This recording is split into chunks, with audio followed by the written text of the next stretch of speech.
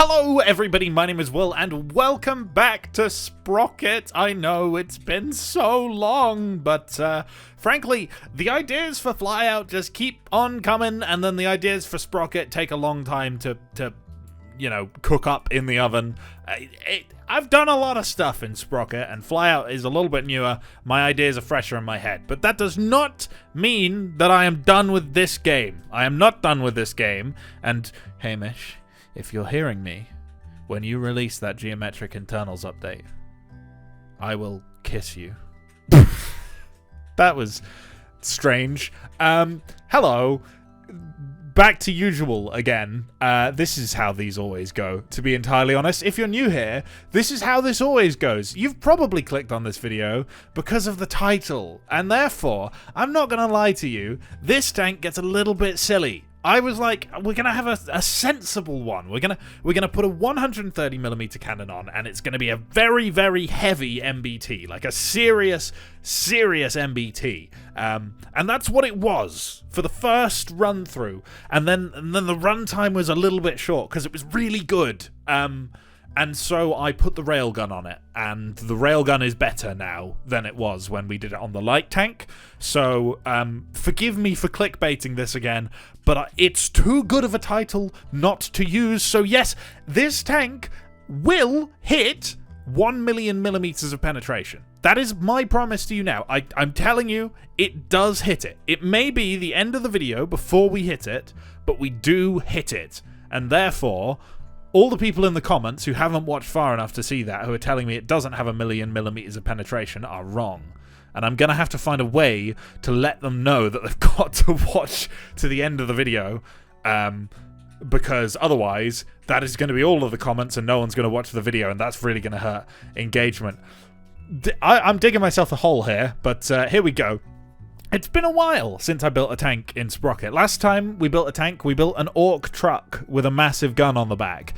This time, we're building an MBT kind of thing, and I was kind of in my head thinking I want like a slightly asymmetrical turret, just to annoy people, because the Abrams has a very slightly asymmetrical turret, and whenever people learn that, which I guarantee you one or two of you didn't know that until I watched this video, and look it up, it's asymmetrical, you are now never going to be able to look at the Abrams again, because it's it's really annoying that it's just slightly asymmetrical, but I wanted that, but a little bit more asymmetrical. So you can see there's a lot more angle on the right-hand cheek than there is on the left-hand cheek. And then this big old mantlet in the middle, which, I don't know, it probably exists for a reason. I don't really know. These things I do because they look cool. I don't have a degree in tank design. Can you get a degree in tank design? Probably not. That's called engineering, I believe, actually, now I think about it. But yeah, I don't have one of those, though I do. Well, technically I have an engineering degree, just in software, not hardware, which a tank is hard. Do not try and punch a tank. Your fist will lose. If a 120mm discarding Sabo round loses with 1,000 millimeters of penetration, your fist will lose, unless you're Mike Tyson. I've heard that he could do it. Good lord, we've gone on a tangent. Yeah, 130mm gun as well. That is inspired by the Germans, because the Germans, you can always trust them to just put a silly gun on things, and they've been developing a silly gun. They've been developing a 130mm gun in real life for their tanks. I don't know if it's been deployed on any tanks, but of course it's Rheinmetall. I can't remember the actual name of the thing. It'll probably be something like 130mm L something, because the L is like barrel length in calibers or something. I can't remember exactly how the naming specifications go, but yeah, that's why I put a 130mm on. I wanted the pinnacle, you know, the absolute peak of it. And as it has also been a while since I last built a tank, this one is a little bit rocky in the building phase, I must admit. There were a couple of modifications made between the end of this time lapse and the start of the gameplay, where I just tweaked a few things I wasn't fully happy about, and I just want to say thanks, Mark. No one here will know Mark, but Mark, thank you very much. I don't know how if I'm not feeling a tank, I will send him a picture, and he will give me like a bullet-pointed list of everything that is wrong with it, and he is right 100% of the time, and I don't know how he does it. It is almost terrifying, and I don't know if I trust that man with my life. Which, to be fair, is a very large thing to trust someone with. And once again, there goes the tangent. It's quite incredible how fast this can happen, how many times I can bring it up, and yet it still happens. Yeah, I mean, God, I've pretty much covered everything, haven't I? Big engine, V12, we've got just over 1,000 horsepower. That is actually not amazing for a modern MBT. I believe the Leopard 2 maybe about, I think it's a couple hundred more than that, maybe 1,200-ish. I think there's a tank somewhere, maybe an Abrams with 1,500 horsepower, but we are limited in this game to using engines with ostensibly World War II technology. So technically this is a late war tank. It says mid-war at the top, that left, but that's because I forgot to change it. I do change it eventually. So long story short, this is essentially using the technology, in inverted commas, that was available to the Allies when they were building the M26 Pershing. Let's just make it fully clear that this could not have been built at the time that the M26 Pershing was being built. That was the same time period as they were building cars that looked like you would see them in a museum, because that's when they were from. They are in museums now. It was a long time ago. If you haven't picked up on that by now, how? What rock have you been living under? Jesus. Okay, that's the insult of the audience gotten over with. Good. I'm really hitting all of the checkboxes with this one. I can feel like this is going to be good. And, bonus, I have been sniffling all day. Just like I have had some kind of congested nose all day. So therefore, illness as well. I can tick that one off. I'm moderately ill.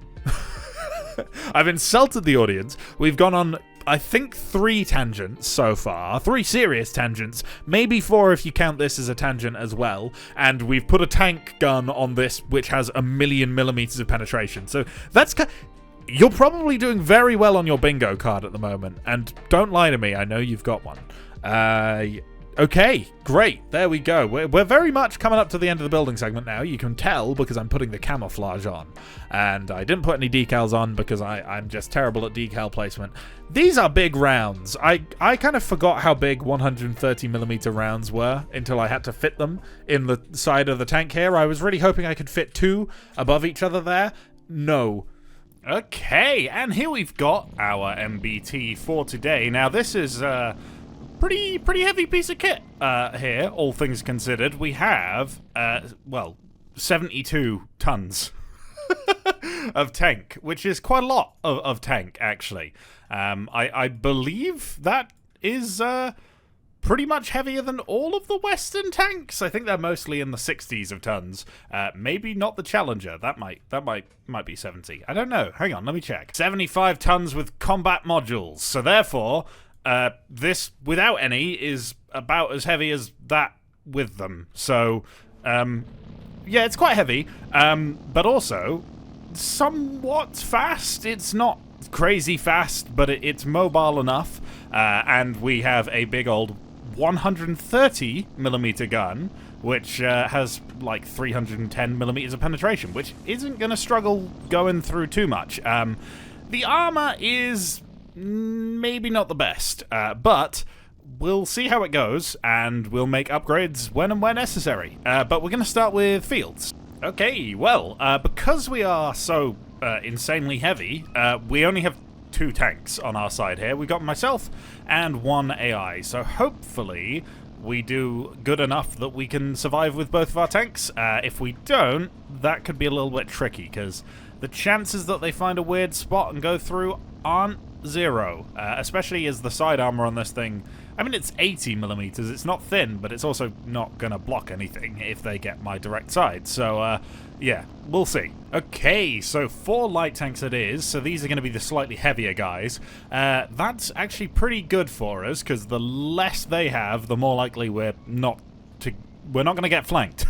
That's what I'm trying to say. And we do also have quite the good reload on this gun. It's about 5.5 seconds, actually, just with the turret racks, so pretty damn good for a 130mm gun, but, you know, file editing and all that. Okie dokie. Who is going to be my first victim for today? I think it's going to be you, good sir. Hello. We got quite a decent shell velocity, but it's not so much that it's going to be like the railgun tank. We do need to actually account for drop-off at distance here, and also try and not hit the terrain.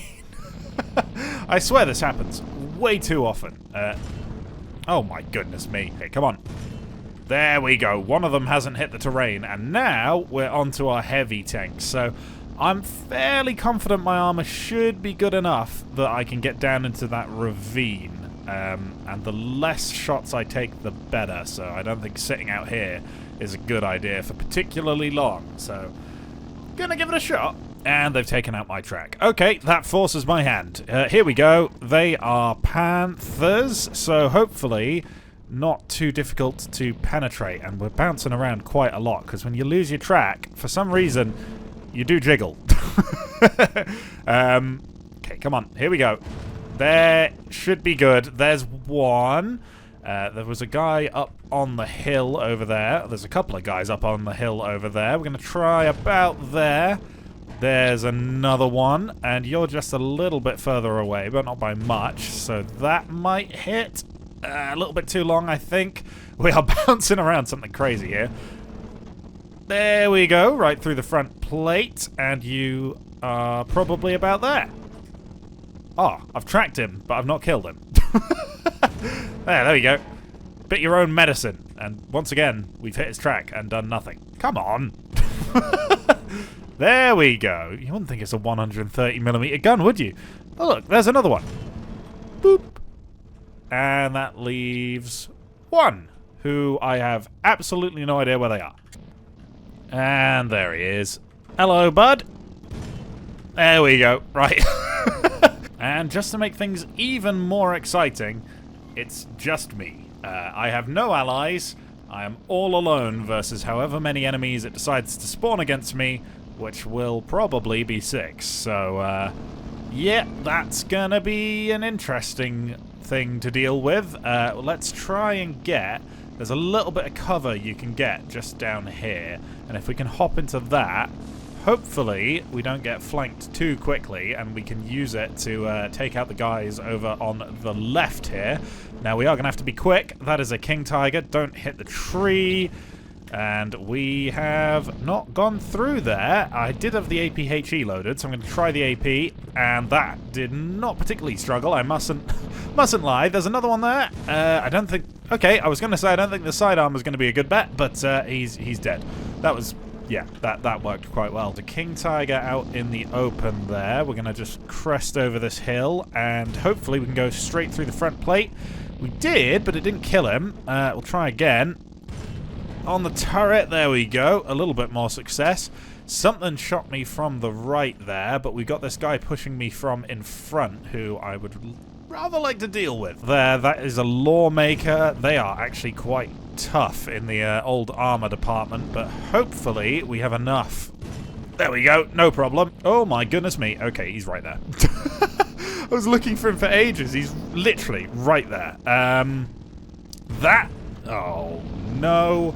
I've skimmed off the top of his turret. I really don't want to hit the terrain here. And he's ducked into a dip that I don't think he can get out of.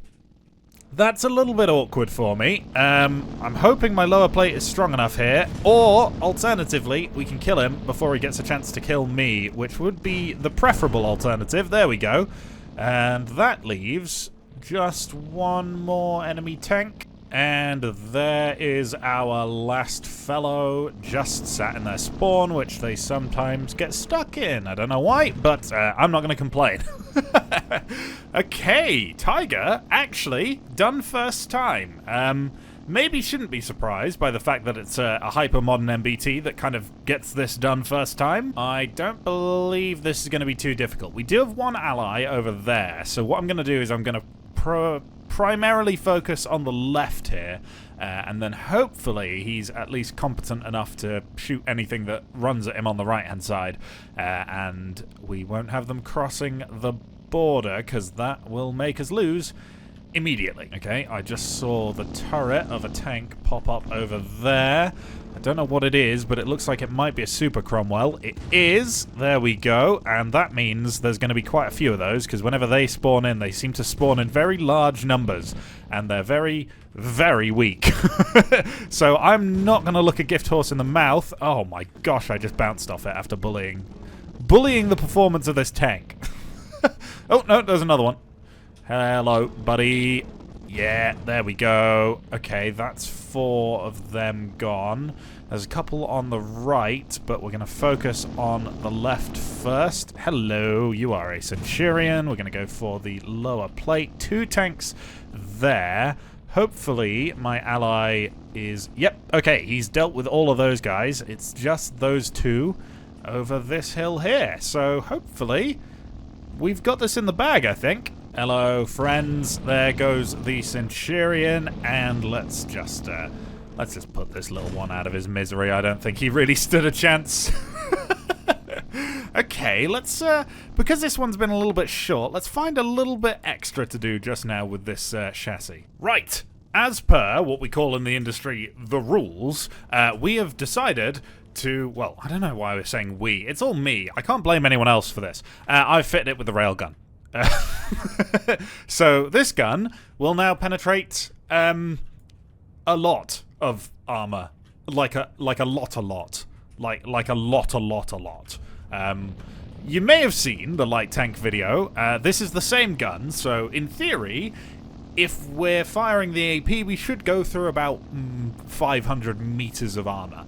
So hopefully none of the enemy targets have more than that, otherwise we might be in trouble. We're going to load the APHE here, though, and we'll just see what kind of numbers we're racking up, because the length of the barrel is quite important to this, and I don't know if this is longer or shorter than the light tank, but I think it should be mostly similar.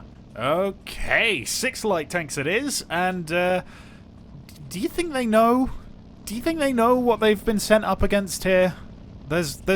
They probably don't, do they? Now, a lot of people said I should have made the light tank heavier in order to allow for the gun to not recoil as much. This is now 85 tons with this gun, as you can tell by the slowness of it. So we'll see if we still recoil. I have a feeling... Yeah, we do. We do quite a lot. Not quite as bad, but still pretty darn bad. This is firing with a lot of kilonewtons of force. I would imagine this gun probably outputs a fairly medium yield nuclear bombs worth of energy in every single shot, so not making it recoil is going to be pretty tough. These guys just seem to be running away now. I almost feel guilty shooting them, but that's not gonna stop me, I'm afraid. Guilt is not something that prevents me from acting, which is a hell of a thing to put on a job interview, I would say from experience. And now we got 6 heavy tanks to deal with, as well as those 6 light tanks. Do you think they saw? Do you think they know by now? Do you think they're just doing this out of like, let's just get it over with? Now that's gone quite far up and right. There we go. We just have a little bit of an off-center scope, but we don't need to account for shell drop in this thing. The shell's doing 740,000 millimeters of penetration, so you can imagine it's going quite fast. There you go. This is actually a lot more penetration than the light tank had. With the APHE, which is what we're firing, the light tank had, about 500,000, and we have 750,000.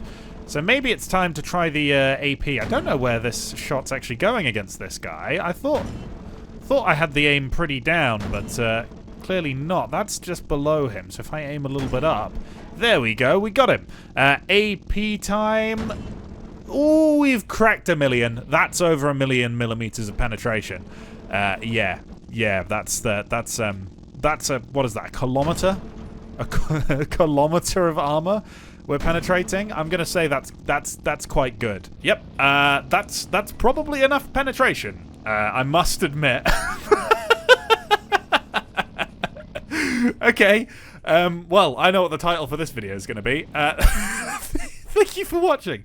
If you enjoyed this one, please leave a like, comment, and or subscribe. And maybe let's see if we can hit 2 million millimeters of penetration. We'll just keep doubling it. Why not?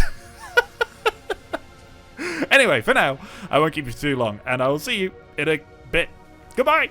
And as always, a huge thank you to this channel's patrons: Ambroise, Badger, Chemjam135, Cody, NDG, Pete's, Gavunga, Massa99, Sad Cat, Hello, Patchbits, I Am In Your Walls, Just a Casual, T601, Last Legend 11, Mark, Muck, N Officially, Mildly Invested, Nicholas K, Rolls Sprocket, Ryan Brody, The Kinesian Emperor, Worf, Sickle, Zerasheim, and Zeit Wolverine. Thank you so much for your support.